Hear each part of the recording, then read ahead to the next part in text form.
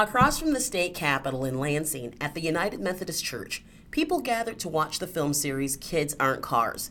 The movie made many think about how they see today's education system. Public education seems to be, in many ways, failing the people that it's supposed to be helping and preparing. Tom Seaver loved being a teacher. Now he's retired. He says schools are missing the mark. You see the literacy rates and so forth going way down.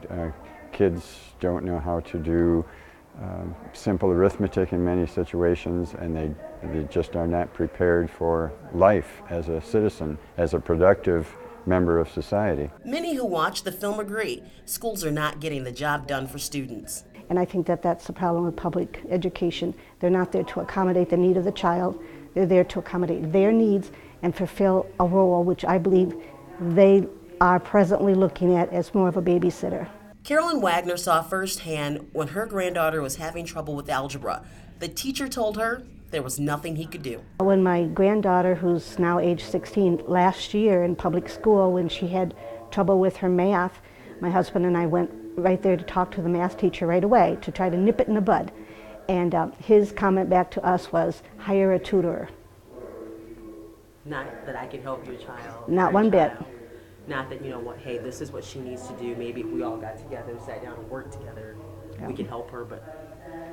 She was learning algebra, and he said, hire a tutor.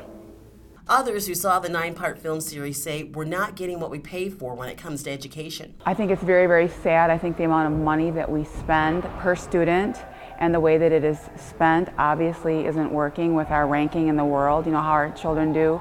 Tammy Hyatt is a former teacher. She says education standards have dropped. She uses her own son as an example. My son currently is in 10th grade, and I was told by his English teacher a few weeks ago that he could do well in a college course, a writing course, and I nearly laughed because I think he's at about a 5th, I too have a teaching degree, and I think he's at about a 5th or 6th grade writing level, and she told me in 10th grade that he could pass, which he probably could, sadly enough, he probably could pass and do well in this college writing course, but the standards are just way too low. In the Kids Aren't Cars series, it points out the role the teachers union has played in the education system. It looks like the teachers unions, I know the teachers unions have too much power, and I think it's a selfish thing.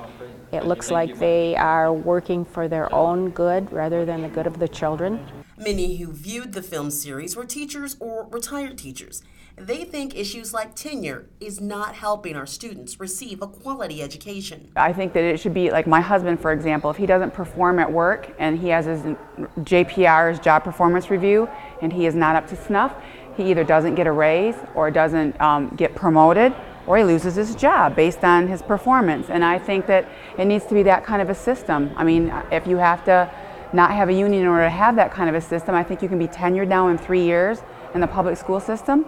And you know, and then once they're tenured, there's no way to really get rid of them. Like we just heard in the film, they they move them or they do something to avoid the fight. So it's easier that way. Tammy has grandchildren who will be entering school soon. They're only 3, 2, 1, and 0.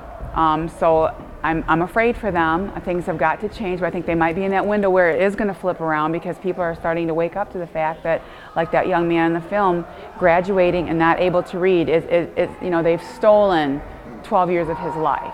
So very, very sad.